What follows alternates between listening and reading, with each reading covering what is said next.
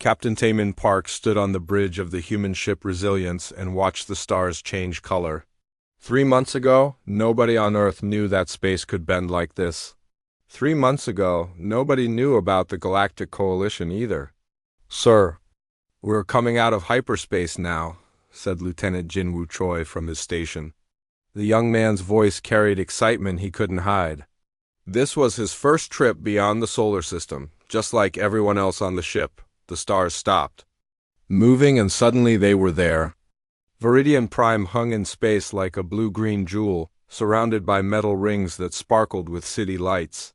Ships moved between the rings in perfect lines, never bumping into each other, never changing course without warning. Everything looked clean and organized. "It's beautiful," whispered Dr. Haijin Lee from behind Taemin. She had pressed her face against the viewing window like a child seeing snow for the first time. "Look how everything moves together, like a dance." Taemin nodded but kept his thoughts to himself. Yes, it was beautiful. It was also completely different from anything human. Earth's orbital stations looked messy compared to this. Human ships flew in loose groups, changing direction when they felt like it, taking shortcuts through asteroid fields just because it was faster. Here, everything followed rules. "Incoming message, Captain," said Communications Officer Bio Rahan. "It's from Coalition Control. Put it through." The main screen filled with the image of a tall, thin creature with pale blue skin and large black eyes. When it spoke, its mouth barely moved, but somehow the words came out clear. "Human vessel. Resilience, you are cleared for docking at Platform 7. Please follow the guidance beacons exactly. Do not deviate from the assigned path. Welcome to Viridian Prime." The connection ended before Taemin could respond. "Friendly bunch," muttered Jinwoo. "They're just being careful," said Dr. Haijin Lee. "We're new here. They don't know what to expect from us." Taemin guided the Resilience toward the docking platform, following the bright blue lights that showed them where to go. Around them, other ships moved in the same careful way. A massive vessel with crystal wings floated past them without any engine noise at all. Another ship looked like it was made of living wood, its surface covered in what might have been leaves. "Sir," said Jinwoo, "I'm reading over 200 different ship designs in this area alone. How many species are in this coalition?" "Ambassador Sora Kim will know more than I do," Taemin replied. "But from what Earth Command told us, there are at least 40 member species. Maybe more." The docking process took 20 minutes of careful movement. Human ships usually docked in 5 minutes, but here everything moves slowly and precisely. When they finally connected to the platform, Taemin felt the familiar thump of magnetic clamps locking onto his ship. "Captain, Ambassador Kim requests your presence in the main airlock," reported Bo-Ra.Tae-Min made his way through the ship's corridors, passing crew members who were trying not to look nervous. They had trained for this moment for months, but training was different from the real thing. They were about to meet aliens. Real aliens, not just pictures on a screen. Ambassador Sora Kim waited by the airlock dressed in her formal diplomatic uniform. She was a small woman with sharp eyes, and a way of standing that made her seem taller than she really was. Next to her stood Colonel Donghae Yu, head of the mission's security team. "Ready, Captain?" asked Ambassador Kim. "As ready as anyone can be for something like this," Taemin replied. The airlock opened with a soft hiss. On the other side waited 3 aliens. The middle one was clearly Viridian, with the same blue skin and black eyes they had seen on the screen. To its left stood something that looked almost human, except for the silver hair and eyes that glowed with soft white light. The third creature was harder to describe. It seemed to shift and change as Taemin looked at it, never quite settling on one shape. "Welcome to Viridian Prime," said the Viridian in perfect English. "I am Coordinator Nethvil. This is Ethereal Speaker Lumara and Metamorph Advisor Siltok. We will escort you to the council chamber." The group walked through corridors that curved in impossible ways. The walls seemed to be made of the same blue-green crystal as the planet below, and they glowed with soft light that came from nowhere. Taemin could see Other aliens moved past them in both directions. Some walked on two legs like humans, others floated, and a few moved in ways that hurt to watch too closely. "Your species is quite young by galactic standards," said Coordinator Nethval as they walked. "Only recently achieved faster-than-light travel, we understand. Most species require several thousand years to develop stable interstellar flight. Humans tend to move quickly when we set our minds to something," replied Ambassador Kim. "Yes. We have noticed this trait in your species. Impulsive, emotional. It will be interesting to see how you adapt to coalition protocols." The way the alien said it made it sound like adapting was the only option. Taemin kept his expression neutral, but he noticed Colonel Yu's hand move slightly closer to his sidearm. The council chamber was enormous. The ceiling disappeared into shadows high above, and the walls curved away in all directions. Hundreds of different aliens sat in floating chairs arranged in a perfect circle. At the center of the circle stood a raised platform where the human delegation would present themselves. "Members of the Galactic Coalition," announced Coordinator Nethval. "I present the delegation from Earth representing the species known as humans." The chamber fell silent. Hundreds of alien eyes focused on the small group of humans standing on the platform. Taemin felt like a bug under a microscope. Ambassador Kim stepped forward. "Honored members of the coalition, we come in peace and friendship. Earth is grateful for the opportunity to join this great alliance of worlds." A new voice spoke from somewhere in the circle. It sounded like wind through metal pipes. "Humans of Earth, you have achieved faster-than-light travel in a remarkably short time. However, your species shows concerning levels of aggression and unpredictability. How do we know you will not bring chaos to our ordered society?" Before Ambassador Kim could answer, another voice joined in. This one sounded like singing crystals.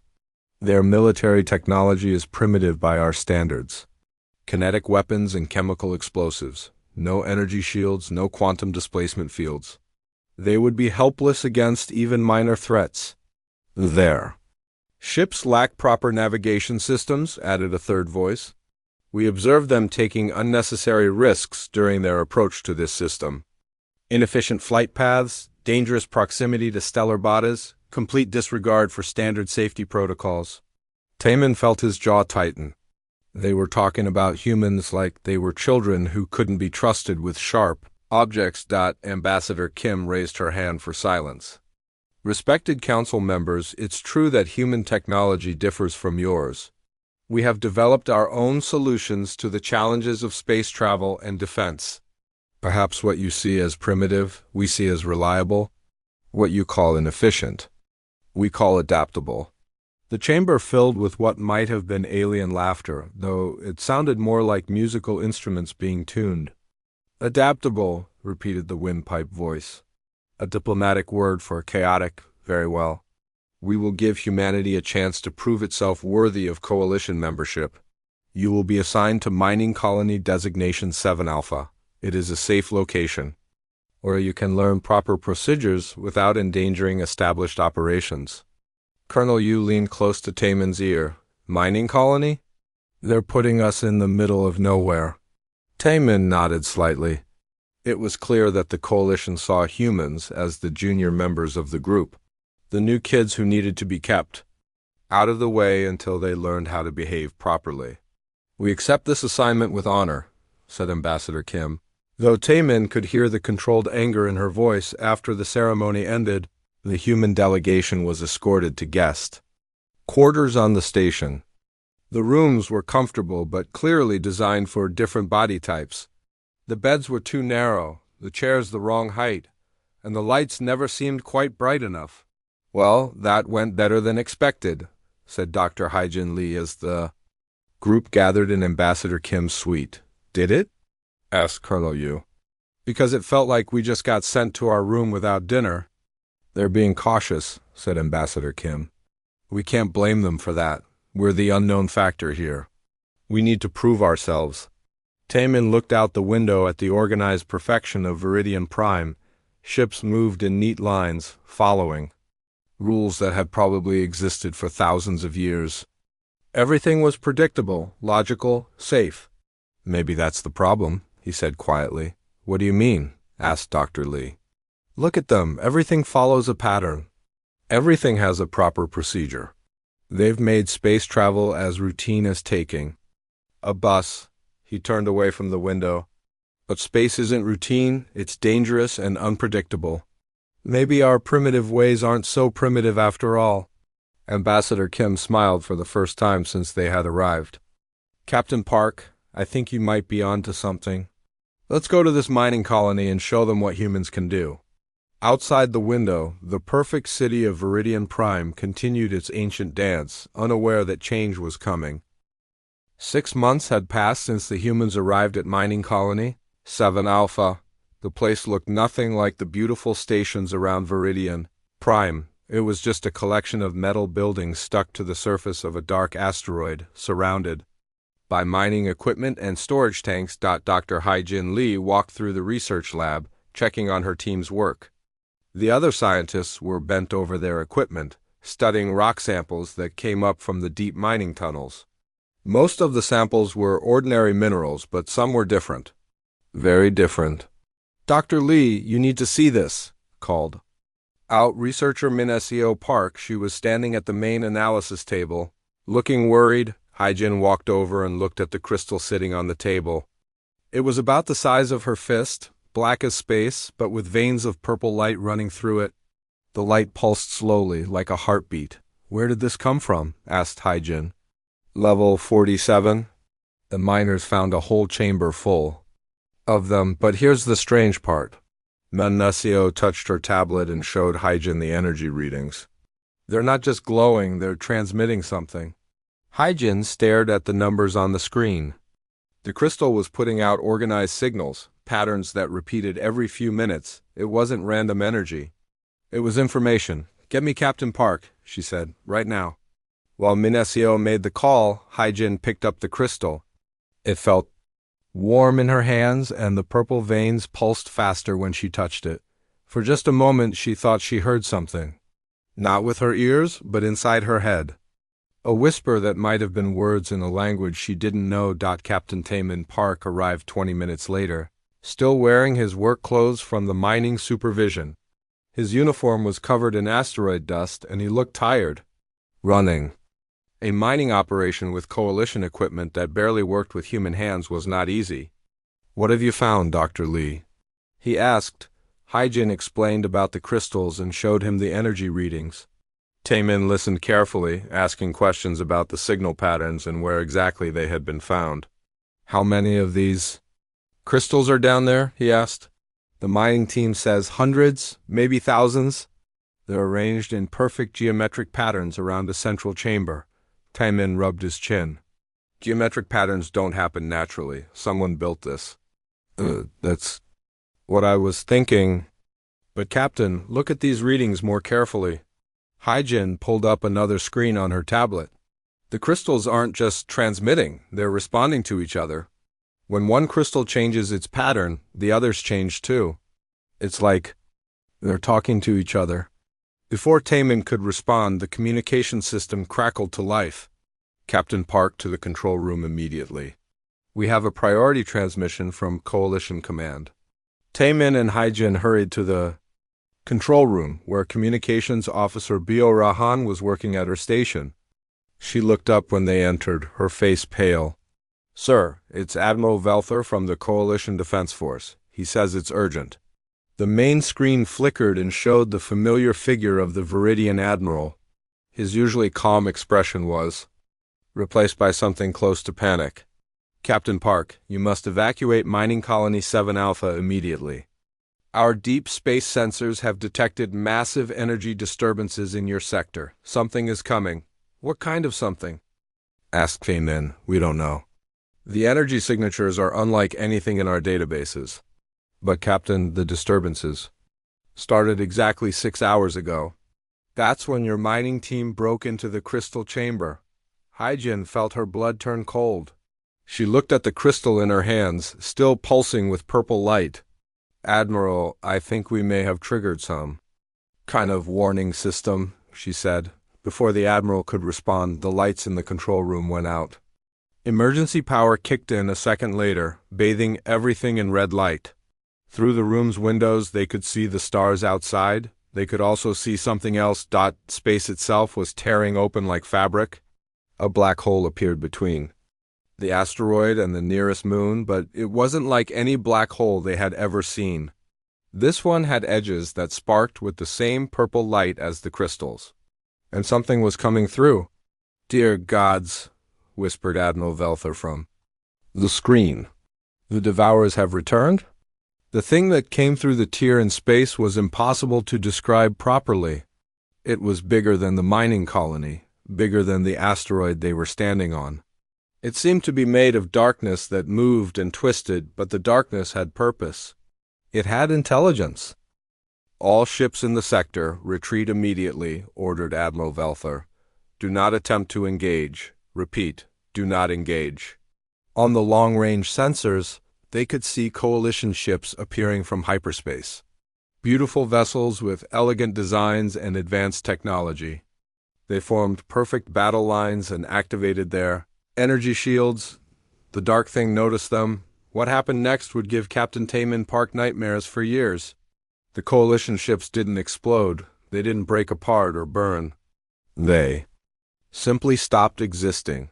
One moment they were there, and the next moment there was empty space where they had been. "The energy shields aren't working," reported Sensor Officer Kyung-Min Lim. "It's like they're being absorbed." "Sir, we're getting distress calls from 17 different coalition vessels," said Bora. "They're all reporting the same thing.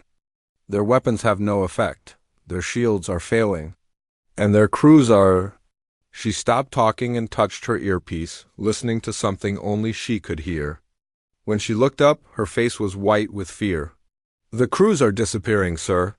Not dying, disappearing, like they never existed." Through the window, they could see more tears opening in space. More of the dark things were coming through. The few coalition ships that remained were fleeing in perfect formation, just as they had been trained to do. "Captain," said Lieutenant Jinwoo Choi from his station, "we're receiving new orders from Admiral Velther. All non-military vessels are to evacuate immediately. We're to follow coalition evacuation procedures." Taman looked at the tactical display. The evacuation route would take them directly past two of the dark things. Coalition procedures called for maintaining formation and following the designated flight path exactly. "Sir?" asked Jinwoo. "Your orders?" Taman stared at the screen. Everything inside him said that following coalition procedures was the wrong choice.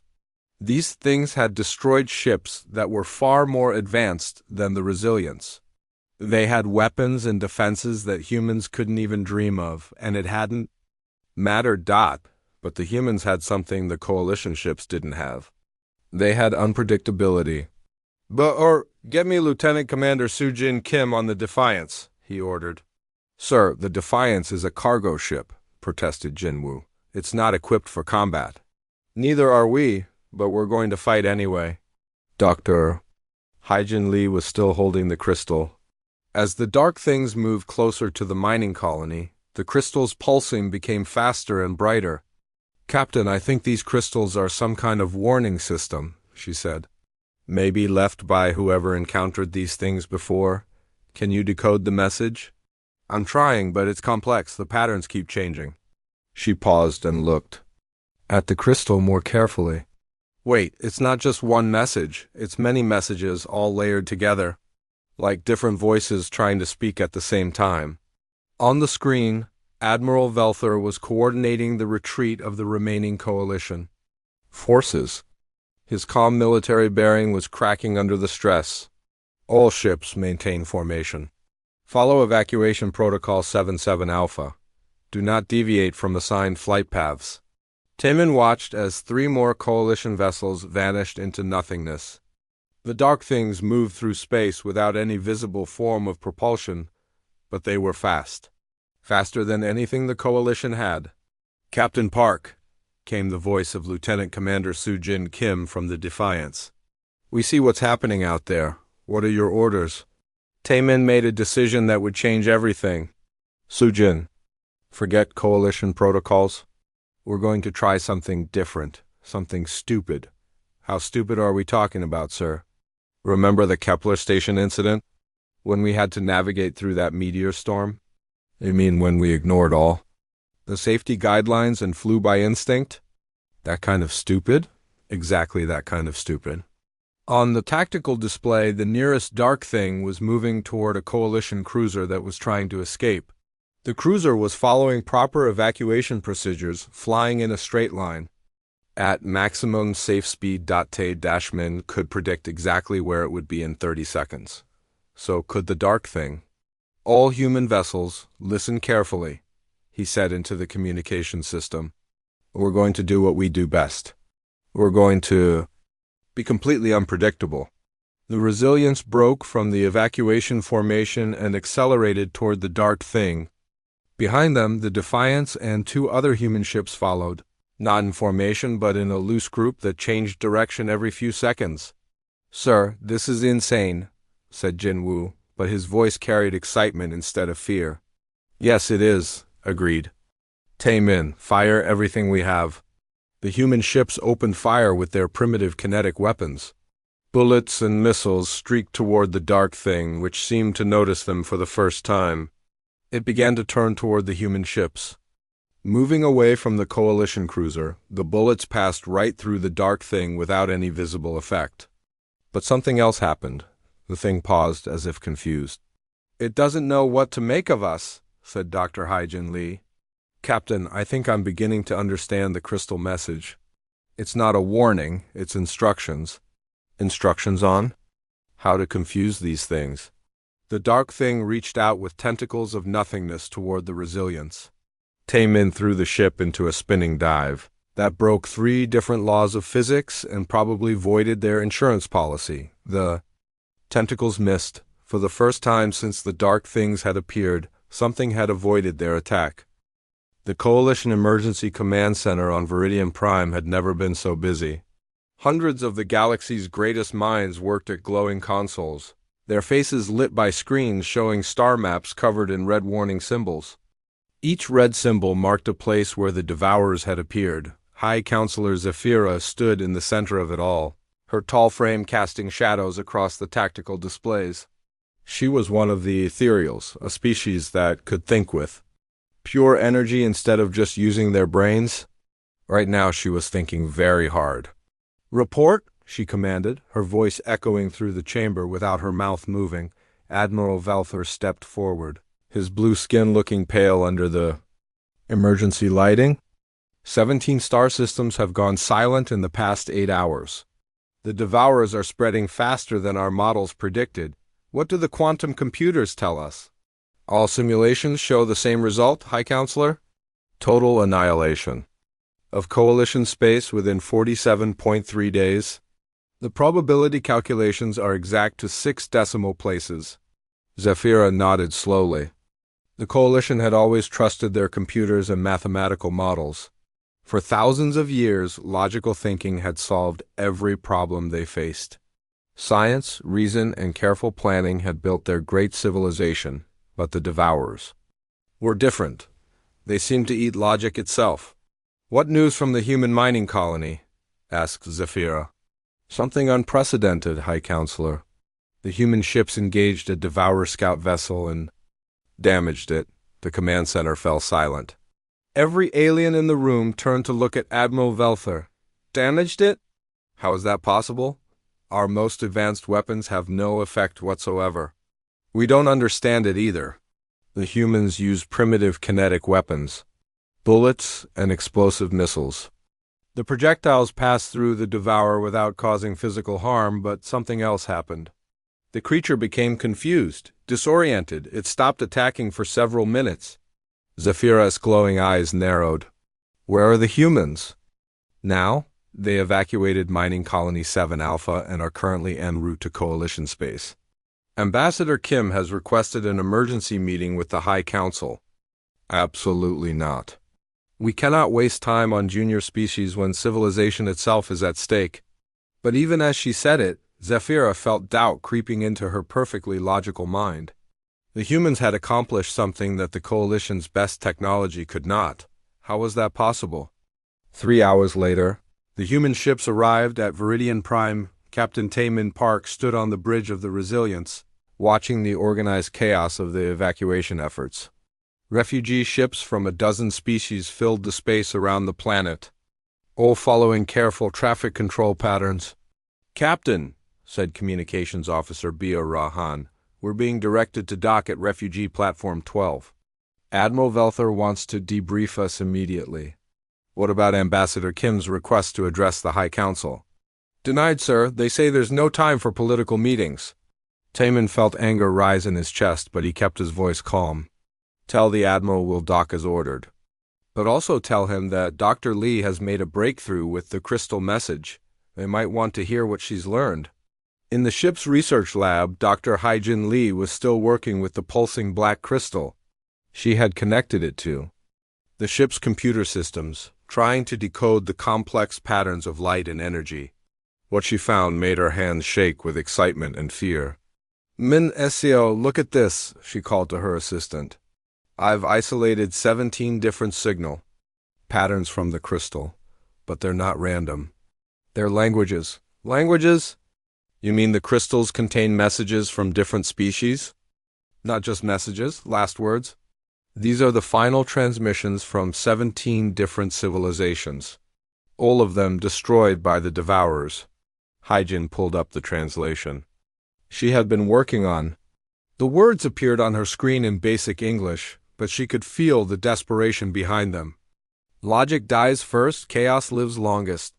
Emotion transcends consumption. What does that mean?" asked Minesio. "I think it means the Devourers can only consume things they can understand and predict. Logical patterns, organized thoughts, systematic behaviors, but chaos ... random emotion. They can't process that." Before Minesio could respond, the ship's communication system activated. "Dr. Lee, please report to the bridge immediately. We have visitors." Haijin grabbed the crystal and hurried to the bridge, where she found Captain Park talking to a group of coalition officers. Admiral Velther was there, along with several species she didn't recognize. "Dr. Lee," said the Admiral, "please explain your findings about the crystal artifacts." Haijin looked around the room at the assembled aliens. Their faces showed polite interest, but she could sense their skepticism. To them, she was just a human scientist from a primitive species. "The crystals are warning beacons," she began, "left by civilizations that encountered the Devourers before. According to their messages, the Devourers feed on predictable patterns. Logical thinking, organized behavior, systematic responses. They consume the order itself." "Preposterous," said a new voice. Commander Torvin of the Mechanoid Union stepped forward, his metal body gleaming under the bridge lights. "Order and logic are the foundations of civilization. Without them, there can be only chaos." "Yes," said Haijin quietly. "Exactly." The Mechanoid commander's optical sensors focused on her. "You suggest that chaos is superior to order? That primitive, emotional thinking is better than logical analysis?" "I'm suggesting that maybe the Devourers can't consume what they can't understand, and they don't understand chaos." Admiral Velther looked uncomfortable. "Dr. Lee, with respect, your species is very new to galactic civilization. The Coalition has maintained peace and prosperity for 50,000 years through careful planning and logical decision-making. And in 47 days it will all be gone," said Captain Park. "Unless we try something different." The room fell silent. Through the bridge windows they could see more refugee ships arriving from systems that had narrowly escaped the Devourers. The organized evacuation was working perfectly, moving millions of people to safety zones that had been calculated to be the most defensible, but Haijin wondered if safety zones, based on logical thinking, would mean anything to creatures that ate logic itself. "Captain Park," said Admiral Velther, "the High Council appreciates your ... unique perspective. However, we cannot base our defense strategy on the theories of a junior species. The Coalition's greatest minds are working on this problem." "And what have they come up with?" asked Captain Park. "We are constructing a defensive line using our most advanced shield generators and quantum weapons." The mathematics are perfect. If we can force the Devourers into a predictable engagement pattern, we can destroy them. Hyjin felt her heart sink. They were going to try to beat the Chaos Eaters with more organization. It was exactly what the crystals warned against. Admiral, she said, what if you're wrong? What if perfect mathematics is exactly what these things want? Then we will die with honor, having used the best tools at our disposal. After the coalition officers left, the human command team gathered in the ship's conference room. Ambassador Sora Kim had joined them via video link from her quarters, where she was still trying to get the High Council to listen. They won't even consider putting humans in combat positions, she reported. We're classified as auxiliary personnel only. They want us to help with evacuations and supply runs, while they use their advanced technology to fight an enemy that eats advanced technology, said Captain Park. Brilliant, Lieutenant Jinwoo Choi looked up from his tablet. Sir, I've been analyzing the combat reports from the Devourer attacks. Every single coalition ship that was destroyed was following standard military doctrine. Formation flying. Predictable attack patterns, logical target selection. What about the ships that escaped? That's the interesting part. The ones that survived were the ships that broke formation due to equipment failures or communication errors. The ships that acted unpredictably. Dr. Lee set the crystal on the conference table. Its purple veins pulsed steadily in the dim light. There's something else in the crystal messages. Something I haven't told anyone yet. She touched her tablet and brought up a new translation. This one was longer and more detailed than the others. It's from a species called the Kellions. They survived 3 Devourer attacks before they were finally consumed. Their final message describes their last battle. The room went quiet as she read the ancient words. We tried everything. Energy weapons, matter disruptors, reality anchors, thought shields, nothing worked. The Devourers consumed our technology as fast as we could deploy it. But in the end, we discovered something. The creatures hesitated when faced with true chaos. Actions without logic, emotions without reason. They cannot consume what they cannot predict. The message goes on, continued Dr. Lee. The Kellions' final strategy was to abandon all military doctrine and fight using pure instinct and emotion. They called it the Symphony of Madness. It worked for a while. They actually pushed the Devourers back. What happened to them? Asked Ambassador Kim. They couldn't maintain the chaos long enough. Civilized minds naturally return to logical patterns. Eventually, the Devourers adapted and consumed them too. Captain Park leaned back in his chair. But what if there was a species that was naturally chaotic? A species that thought with emotion instead of just logic? You mean humans, said Jinwoo. I mean us. Ambassador Kim appeared thoughtful on the screen. The coalition will never let us lead their forces. They barely trust us to carry supplies. Then maybe we don't ask permission, said Captain Park. Maybe we just do what humans do best. We break the rules. Through the conference room window, they could see the lights of Viridian Prime, millions of aliens living in perfect harmony, following systems that had worked for thousands of generations. It was beautiful and efficient and completely doomed. Dr. Lee picked up the crystal again. In its pulsing light, she thought she could see the faces of all the species that had tried to fight the Devourers with logic and order. All of them had failed, but none of them had been human. So what do we do? Asked Jin-Woo. Captain Park smiled. And it wasn't a pleasant expression. We're going to teach the galaxy what chaos really looks like. The emergency meeting of the Coalition High Council took place in the Crystal Chamber, a room that had been built to inspire calm and logical thinking. The walls were made of pure crystal that glowed with soft blue light, and the air itself seemed to whisper of ancient wisdom and careful decisions. Today, the chamber felt more like a tomb. High Counselor Zephyra floated above the central platform, her energy form crackling with barely controlled stress. Around her, the representatives of 43 species sat in perfect silence, waiting for someone to present a solution that would save their civilization. The defensive line at Rigel 7 has fallen, announced Admiral Valther. 15 Coalition. Fleets completely destroyed. The Devourers consumed our quantum weapons before they could fire. What about the reality anchors? Asked Counselor Mephros of the Crystalline Union. Useless. The Devourers seem to exist partially outside normal spacetime. Our most advanced technology cannot even touch them. A new voice spoke from the shadows of the chamber. Perhaps it is time to consider alternative approaches. All eyes turned to Ambassador Sora Kim, who stood in the visitors section where junior species were allowed to observe but not participate. She had been there for 6 hours, listening to the Coalition's greatest minds discuss strategies that had already failed. "The human representative speaks out of turn," said High Counselor Zephyra coldly. "This is a council matter.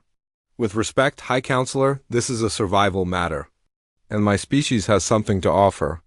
Your species has been part of the Coalition for less than 1 standard year. What could you possibly know that we do not?" Ambassador Kim stepped forward into the light. She was small compared to most of the aliens in the room, but her voice carried clearly through the crystal chamber. "We know how to be unpredictable." The chamber filled with what might have been laughter from several species. Counselor Torvin of the Mechanoid stood up, his metal body gleaming. "Unpredictability is not a strategy, it is a flaw. Civilized beings use logic and planning to achieve their goals." "And how has that worked out against the Devourers?" asked Ambassador Kim. The laughter stopped. "The humans have actually damaged one of these creatures," continued Ambassador Kim. "Our scientists believe they have discovered why. The Devourers consume order, logic, and predictable patterns. They cannot process true chaos." High Counselor Zephyra's energy form pulsed brighter. "You suggest we abandon 50,000 years of civilization and revert to primitive barbarism?" "I suggest we survive." The debate that followed lasted for 3 hours. Some council members were curious about the human theory. Others were horrified by the idea of abandoning logical military doctrine. But in the end, desperation won. "Very well," said Zephyra finally. "The humans will be given command of a single battle group. If their methods prove effective, we will consider expanding their role." Ambassador Kim felt her heart racing, but she kept her expression calm. "Thank you, High Counselor. But there's one more thing. The human commander will need complete authority over all ships in the battle group. No interference from Coalition Command. Absolutely not. Our crews cannot be expected to follow orders from a primitive species." "Then your crews will die following logical orders from advanced species? The choice is yours." 12 hours later, Captain Taemin Park stood on the bridge of the Coalition battleship Eternal Wisdom. It was the most advanced warship he had ever seen, filled with technology that seemed like magic. The crew was a mix of species, all of them looking uncomfortable with their new human commander. "Status report," ordered Tay-Min. Commander Yulseth. A tall Viridian with silver markings on his blue skin stepped forward. "Battle Group 7 consists of 23 vessels from 12 different species. We have quantum torpedoes, reality disruptors, and shield generators that can stop a supernova." "Good, now forget all of that." The bridge fell silent. Several alien crew members exchanged glances that clearly said they thought their new commander had lost his mind. "Sir?" asked Commander Yulseth carefully. "The Devourers have faced quantum torpedoes before. They've seen reality disruptors and supernova shields. They know exactly what those weapons do and how to consume them. What they haven't seen is human tactics." Taemin walked to the main tactical display, which showed the positions of all ships in the battle group. They were arranged in a perfect defensive formation, each ship positioned at precisely calculated distances for maximum firepower overlap. "This formation is beautiful," said Taemin. "It's also exactly what the Devourers expect." Commander Yulseth, order all ships to break formation. "Sir, breaking formation will reduce our combined firepower by 37%. "Good, I want the Devourers to be confused about our intentions." On the other ships in the battle group, human officers were taking command of alien crews. Lieutenant Commander Soo-Jin Kim had been given control of the ethereal ship Thought's Edge, while Commander Min Ho-yoon commanded a mixed crew aboard the crystalline vessel, Perfect Harmony. The alien crews were not happy about the arrangement. They had spent their entire careers learning proper military procedures, and now they were being asked to ignore everything they knew. "Attention all ships," announced Timon over the communication system. "In 10 minutes we will engage the Devourer force that destroyed Rigel 7. Forget your training. Forget your procedures. Today we fight like humans." Dr. Haijin Lee was monitoring the battle from the science station aboard the Eternal Wisdom. She had connected several of the warning crystals to the ship's sensor array, hoping to learn more about how the Devourers operated. "Captain, the crystals are resonating," she reported. "The Devourer fleet is approaching from hyperspace." "How many ships?" asked Taemin. "That's the problem. They're not ships in any sense we understand. The sensors are having trouble counting discrete objects. It's like trying to count shadows." Through the main viewer, space began to twist and tear. The familiar purple light of the Devourer's arrival spread across the darkness like infected wounds. Then the creatures themselves appeared. They were even more terrible than the ones at the mining colony. These Devourers were massive, each one the size of a coalition dreadnought. They moved through space like living nightmares, their forms shifting and changing as they approached.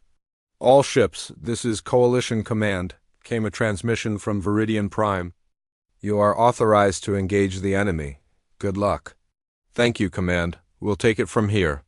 Taemin switched to the battle group frequency. "All ships, remember what we practiced. No formations, no predictable attack patterns. Think of this as the worst day of your life and react accordingly." The Coalition crews looked confused, but the human officers understood. Commander Sujin Kim was the first to act.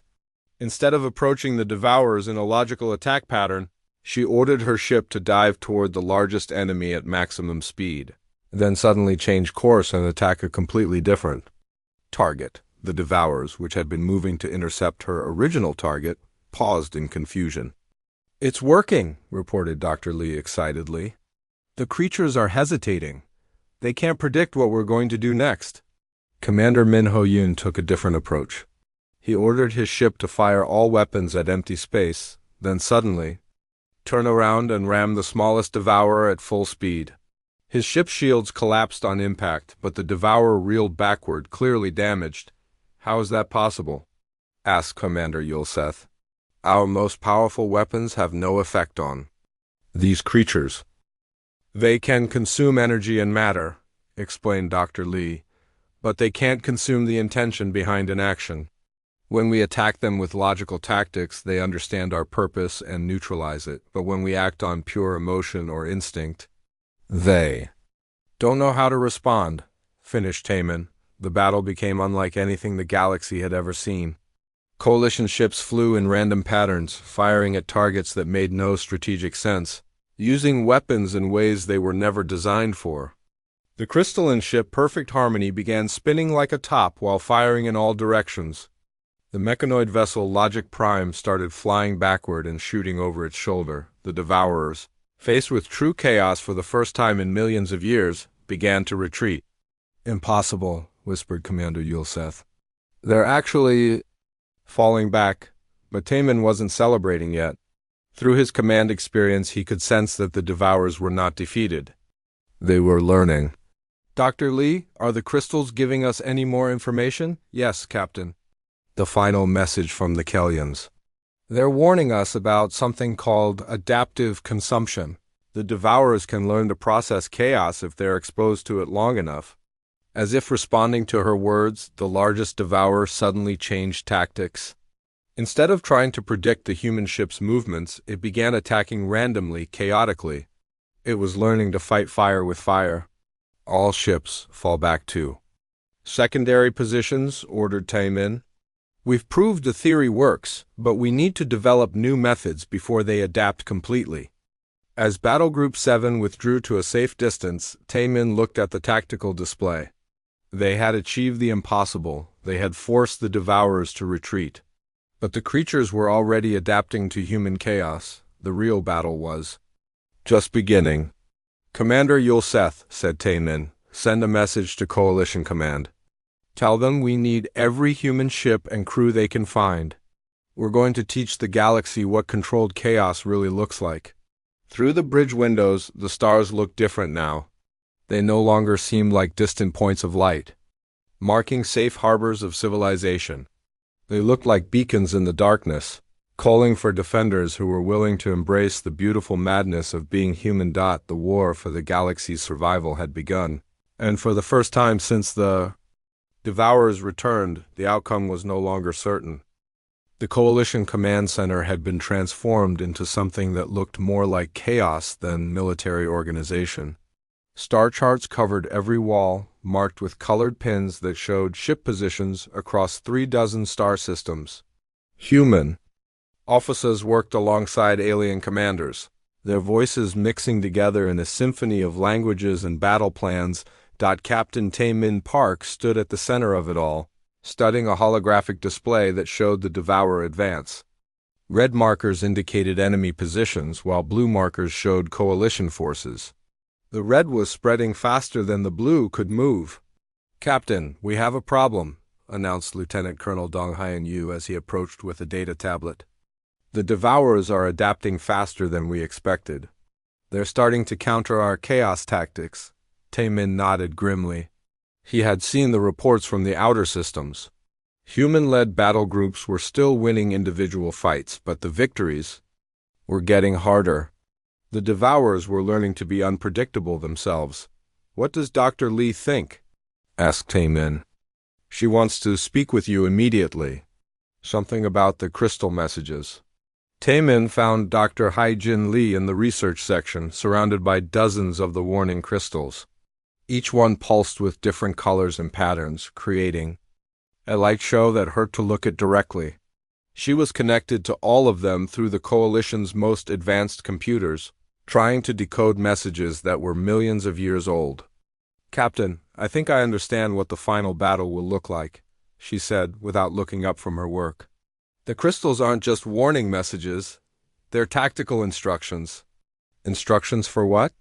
"How to create synchronized chaos?" The Kellians discovered that individual unpredictability isn't enough. The Devourers can adapt to single sources of chaos. But if you coordinate chaos across multiple ships, multiple species, multiple types of thinking— She turned to face him, her eyes bright with excitement and fear. "The Devourers can't process synchronized randomness. Their minds break down when faced with organized disorder." Tae-min felt a chill run down his spine. "How many ships would we need?"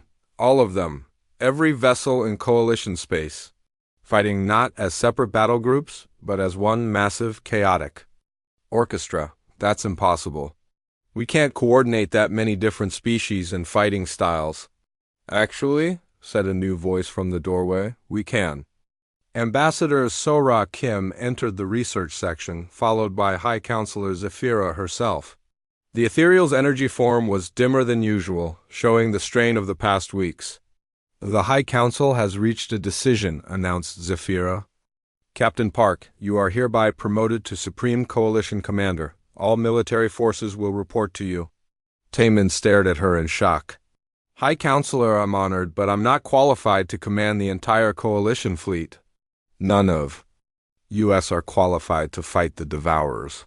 But you are the only one who has actually defeated them in battle." Ambassador Kim stepped forward. "Captain, the Council understands what we're asking. You'll be commanding over 10,000 ships from 43 different species. Each species has their own military traditions, their own ways of thinking, their own definitions of chaos. How do I coordinate something like that?" Dr. Lee looked up from her crystals. Music. Everyone turned to stare at her. The Kellian messages mentioned something called the Symphony of Madness. It's not just a battle tactic. It's literally a musical composition that coordinates chaotic actions across multiple participants. She touched her tablet and brought up a complex waveform pattern. Each species contributes their own type of chaos to the symphony. Humans provide emotional unpredictability. Ethereals add psychic static. Mechanoids contribute calculation errors. Crystallines offer harmonic discord. And the Devourers asked High Counselor Zephyra. They hear only noise. Beautiful, organized noise that they cannot consume because they cannot understand how order and chaos can exist together. 3 days later, the largest fleet in galactic history assembled in the Vega system. 10,347 ships from every member species of the coalition floated in space, waiting for orders that would either save civilization or destroy it completely. Captain Taman Park, now Supreme Commander of all coalition forces, stood on the bridge of the massive dreadnought Unity around him. Officers from dozens of species worked at control stations that had been modified to accommodate different types of hands, eyes, and brains. "Sir, all battle groups report ready," announced Commander Min Ho-yoon from the tactical station. "Though I have to say most of the alien crews think we've all lost our minds." "Maybe we have," replied Tai-min. "Dr. Lee, are you ready with the symphony?" Dr. Haijin Lee sat at a special control station, surrounded by warning crystals and musical instruments from 50 different worlds. She had spent 3 days learning how to conduct chaos like a symphony orchestra. "The composition is loaded into all ship systems," she reported.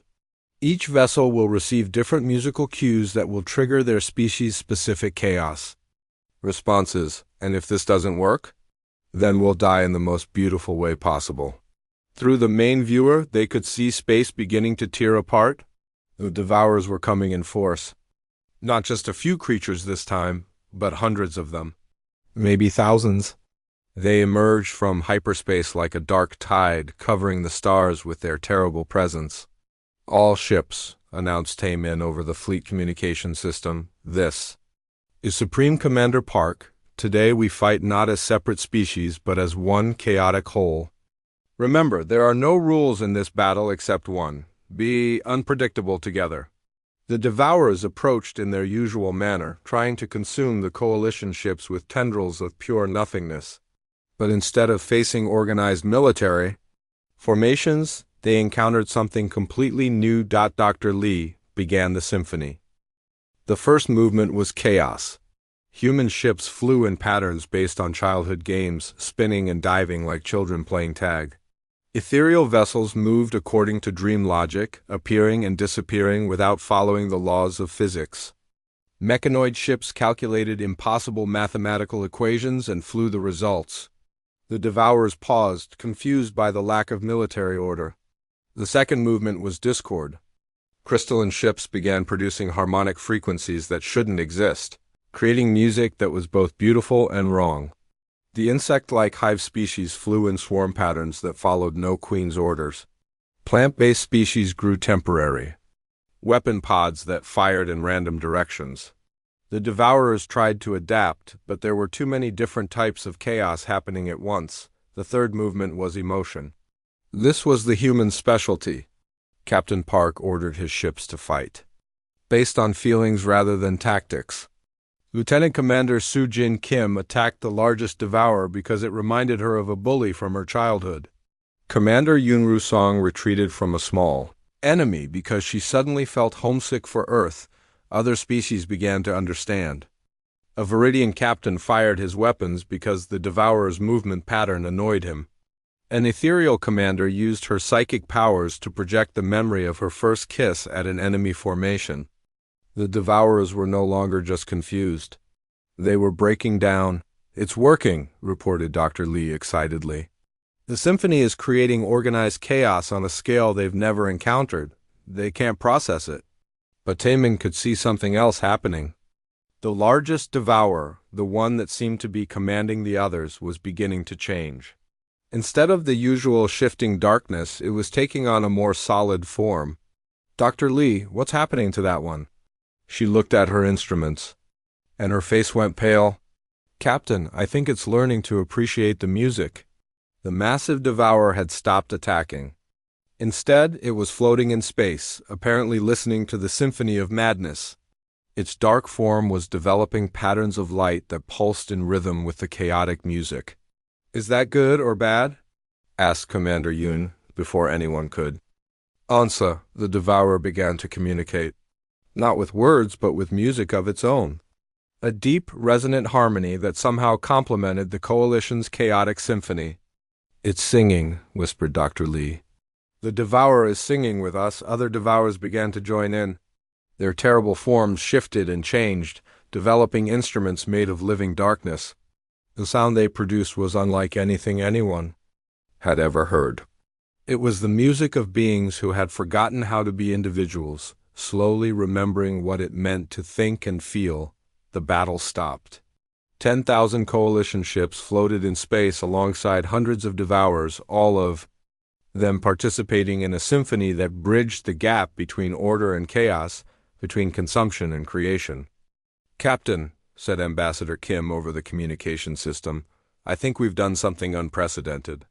We haven't just defeated the Devourers, we've reminded them what they used to be." Taman looked out at the strange concert taking place in the darkness of space. Ships and creatures that had been trying to destroy each other moments before were now making music together. "Dr. Lee, what do the crystals say about this?" She checked her instruments and smiled. "The final Kallian message is completing itself. It says, 'We thought chaos was the opposite of order. We were wrong. Chaos and order are parts of the same song.' The Devourers forgot the melody, but they never stopped listening for it. The Symphony of Madness continued for 3 more hours, with new harmonies developing as humans and aliens and former Devourers learned to make music together. When it finally ended, the galaxy was forever changed. The war was over, but something much more beautiful had begun. 6 months after the Symphony of Madness, the galaxy looked very different. The Coalition Council chamber on Viridian Prime had been rebuilt with curved walls instead of perfect geometric shapes. Music drifted through the air, played by instruments that combined technologies from dozens of different species. Captain Taman Park, now officially Supreme Commander of all Coalition forces, walked through the halls wearing a uniform that mixed human military style with decorations from 43 different worlds. He still couldn't believe how much everything had changed. "Commander Park," called a familiar voice from behind him. He turned to see Dr. Haijin Lee approaching, carrying a crystal that glowed with soft rainbow colors instead of the warning purple they had grown used to. "How are our new friends doing?" he asked. "Better than we hoped. The Devourers are remembering how to be individuals again. They've chosen names for themselves and started creating art. This crystal contains a poem written by the one they call Harmony Seeker. It's actually quite beautiful." They walked together toward the main council chamber, where representatives from across the galaxy were gathering for an important meeting. But these weren't the same rigid, formal sessions that had marked Coalition politics for thousands of years. "Any word from the exploration teams?" asked Tamin. "Amazing discoveries. The Devourers have been sharing the locations of worlds they consumed centuries ago. Turns out they didn't completely destroy everything. They preserved entire civilizations in some form of stasis, hoping to understand them better." Dr. Lee paused at a viewing window that looked out over Viridian Prime. The perfectly organized city below now had parks full of impossible architecture, where former Devourers worked alongside Coalition citizens to build things that had never existed before. "We're bringing back species that were thought extinct for millennia," she continued. "The singing forests of Kalath, the crystal mines of Vorthok.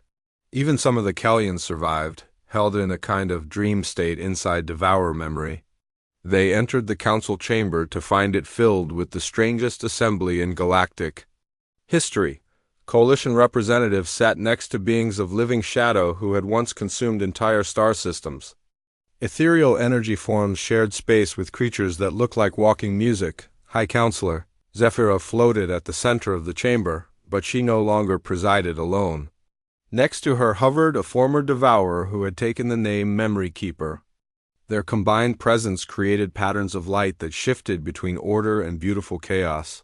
"The Council recognizes Supreme Commander Park," announced Zephyra. Tamin stepped forward, still not entirely comfortable with all the attention. 6 months ago, he had been commanding a small mining operation. Now he was responsible for keeping peace in a galaxy that was discovering new forms of existence every day. "Thank you, High Counselor." I have reports from the Chaos Keeper training. Programs. The programs had been Dr. Lee's idea. After the battle, they realized that what made humans special wasn't just their ability to be unpredictable. It was their ability to teach others how to embrace controlled chaos while still maintaining their essential nature. The first class of non-human Chaos Keepers graduated yesterday, continued Taemin. 57 beings from 23 species have successfully learned to think with both logic and intuition, order and randomness. What about the resistance movements? Asked Counselor Mephros of the Crystalline Union. Taemin's expression became more serious. Not everyone in the galaxy was happy with the changes. Some species preferred the old ways of perfect order and predictable systems. 3 more worlds have declared themselves pure logic zones, he admitted. They're refusing to allow any chaos-based thinking or former devourers within their systems. And the human response? Asked Memory Keeper in a voice that sounded like distant thunder. We respect their choice. Freedom includes the freedom to be wrong. This was the hardest part of the new galaxy for many species to understand. Humans didn't believe in forcing their way of thinking on others, even when they believed it was better. Even when it might save lives. Ambassador Sora Kim stood up from her seat. However, we're also establishing sanctuary worlds for any beings who want to explore new ways of thinking. Former devourers, reformed chaos keepers, and anyone else who doesn't fit into the old categories. How many sanctuary worlds have been approved? Asked a representative from the Mechanoid Union. 17 so far, with more applications coming. In every day. Dr. Lee activated a holographic display that showed the current state of the galaxy. Green markers indicated worlds that had embraced the new mixed approach of order and chaos. Blue markers showed traditional coalition worlds that were adapting slowly. Red markers indicated the pure logic zones that refused any change, but most interesting were the purple markers scattered throughout the display. The former devourers have established their own communities, explained Dr. Lee. They're calling them memory gardens, places where they're trying to restore civilizations they consumed, working with any survivors they can find. What about the yellow markers? Asked High Counselor Zia PH single quotes YR. Dr. Lee smiled. Those are the most interesting developments. Mixed communities where humans, coalition species, and former devourers are living and working together. They're creating things we've never seen before. She zoomed in on one of the yellow markers. This is New Harmony Station. The population includes humans, ethereals, 3 former devourers, and some of the restored Kellians. They're developing what they call living music compositions that grow and change based on the emotions of everyone listening. And this one, she switched to another marker, is the Probability Gardens on Nexus 7, a joint research project studying weather-controlled chaos can be used to predict future events better than pure logic.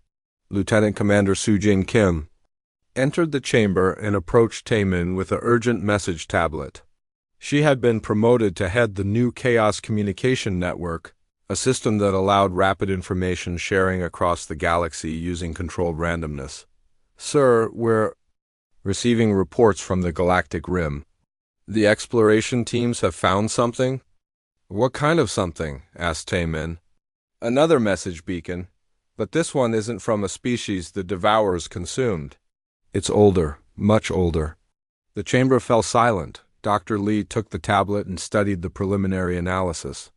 The beacon appears to be artificial, but the technology is unlike anything we've encountered.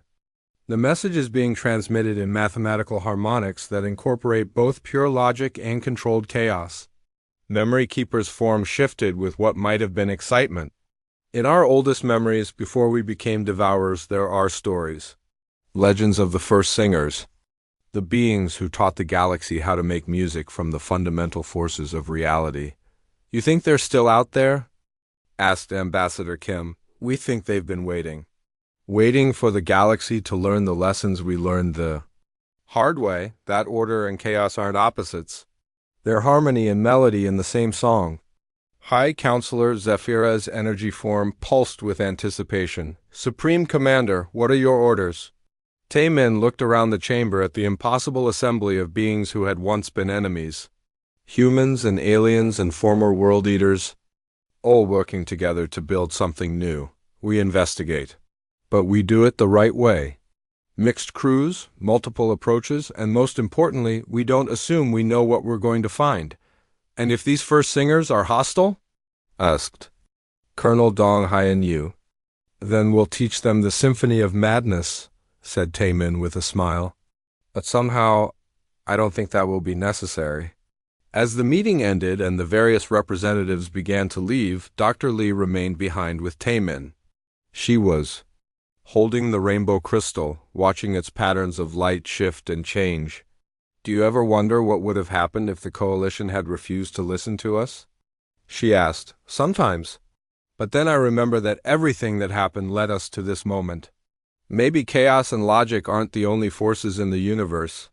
Maybe there's something else that guides things toward the outcome that creates the most harmony. Through the chamber windows, they could see the lights of the mixed communities spreading across Viridian Prime. Music drifted up from the streets below, compositions that blended the mathematical precision of the crystallines with the emotional chaos of human jazz and the living harmonies of the former devourers. What do you think we'll find at the Galactic Rim? Asked Dr. Lee. I don't know, replied Taemin. But I know we'll find it together, and we'll face it with everything we've learned about being beautifully, chaotically, wonderfully alive. Outside, the stars look different than they had a year ago. They no longer seem like distant points of light in an ordered universe. They look like notes in an infinite symphony, each one playing its own melody while contributing to a song, so vast and complex that no single mind could comprehend it all. But that was okay. Understanding everything wasn't the point.